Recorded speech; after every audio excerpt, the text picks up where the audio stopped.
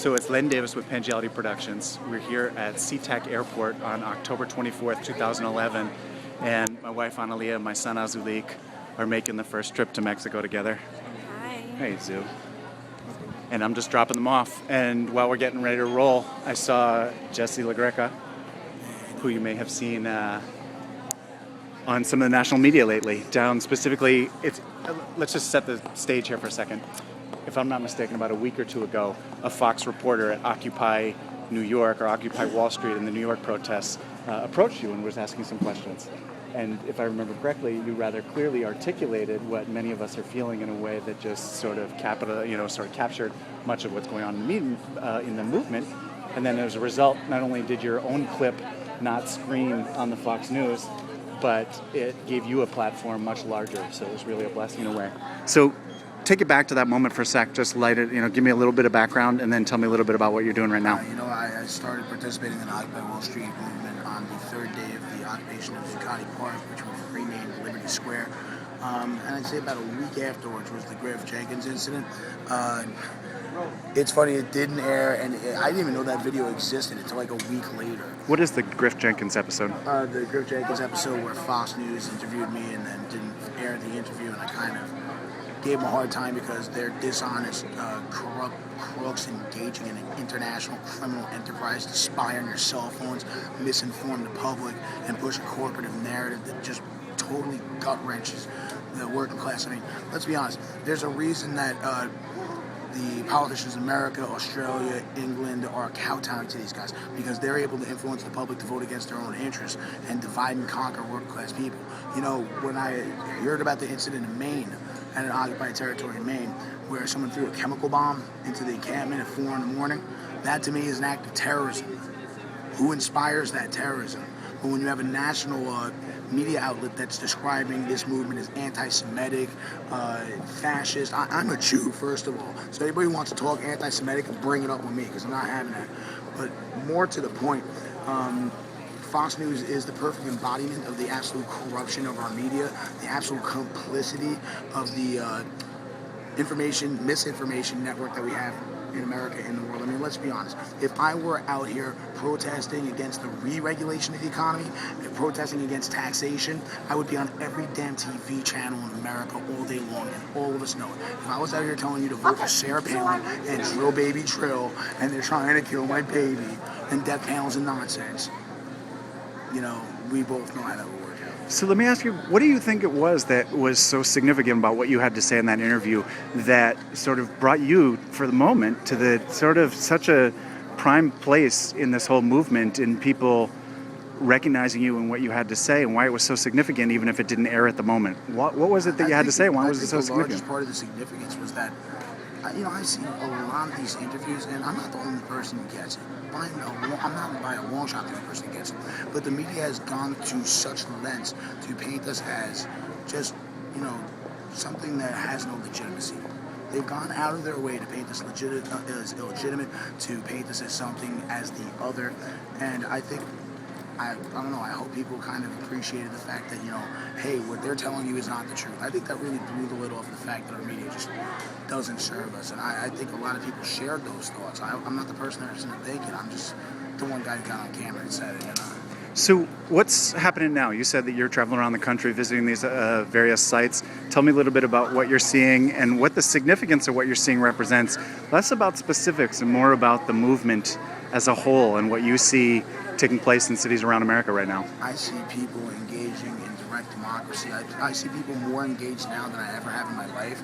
And I think that the inequality has gotten so pervasive that there really isn't nowhere else to go, And, I tell people there's nothing left that they can steal from me. I have literally $500 in my name. I'm not Joe the plumber, I'm just some guy. But I think a lot of people feel that same emotion. A lot of people are involved. And a lot of people are committed.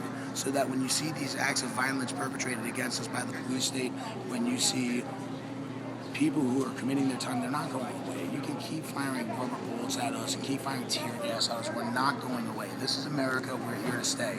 And if you think it's going away anytime soon, you got another thing coming. What do you make of, a lot has been said along the lines of, this is the left-wing Tea Party, et cetera. But what do you make of what's honest in that comparison? What do you see in terms of what is an accurate assessment of people rising up and speaking out against what's going on in our country right now? Well, I think one similarity is that they are both anti-government protests in the sense that both sides have an objection to the way that this country is being governed. Now, the Tea Party, and I respect those people who call themselves Tea Party patriots because they're hurting too. They're part of the 99% too. I just think that they are people who do not get enough information. They tend to follow the narrative that they're sold. They watch Fox News. It's not helping. Guys, I'm telling you, throw your TVs out the window. It's really hurting you. But I think the similarity is that the Tea Party really was anti-government, but they had two sole purposes. Elect Republicans, oppose Democrats. That's it. Nothing else other than that. Let's not make bones about it. Whereas the Occupy Wall Street movement is opposed to both parties. That's the only way I can say it. You may have people who maybe more likely identify with the left. They're really mad too. And the reason they're mad is because they've been sold out. I mean, badly. At the same time, I think that's where the similarities end. I mean, we've got a lot of love in our crowd. We've got a lot of community going on in our crowd. You don't see that racism. People complain like, oh, they're hippies. They maybe smoke marijuana. It's like, you might smell marijuana, sure, but you're not going to smell racism or bigotry or discrimination. And the people who are trying to paint this as such do so because they don't have valid arguments. They don't have facts on their side, so they've got to make stuff up. It's the Fox News business model. In wrapping this up, what's going to happen here? What do you see as the impact that this is having, and where would you like to see it go in a nutshell in terms of what would the greatest success of the Occupy movement look like 6 months from now?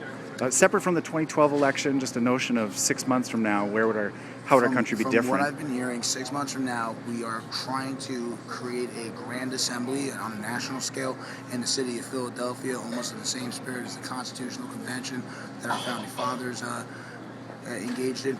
I would like to see, ideally, if it were like my dream of dreams, it would be like ban all political bribery, take all of the money out of politics. I think that's like really the head of the piece. But in reality, let's say from achievable goals, I would really like to see a tradition of public discourse in public places about politics, about civics, and I think that we are starting to build that community within the movement. If you don't want to talk grand scale, I'm here to, for economic justice, for social justice. I mean, those are broad terms.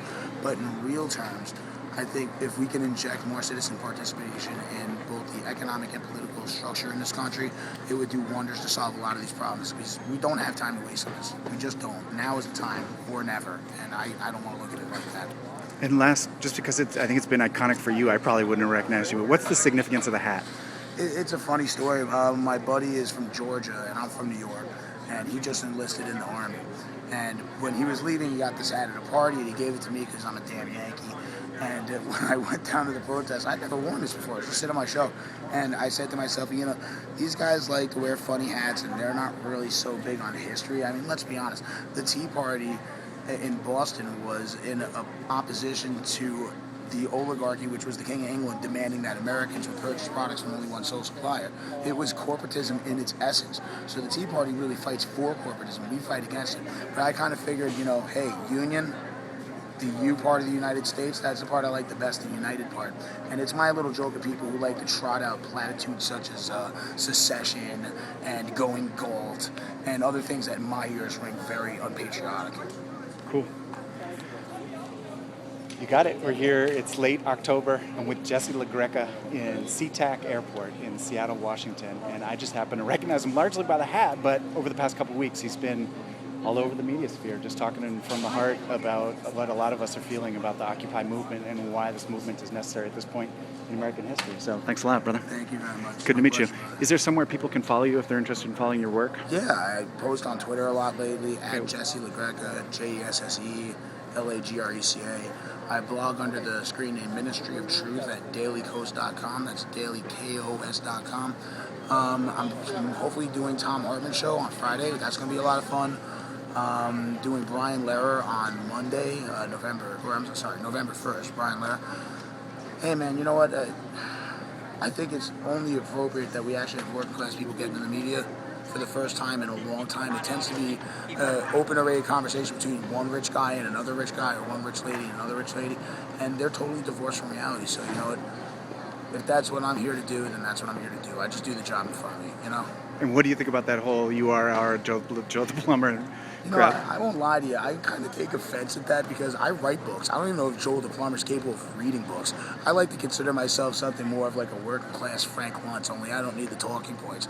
I don't need a think tank. I just have the ability to think. And if you're like me, it's more enough to see the obvious truth, you know? Great. There you go. Thanks so much, Jesse. Thank you very much. Stay fresh, brother. You take care of your beautiful family. Stay fresh, y'all. Word. Bye. Hey, Zoo. Thanks for your work. Yeah.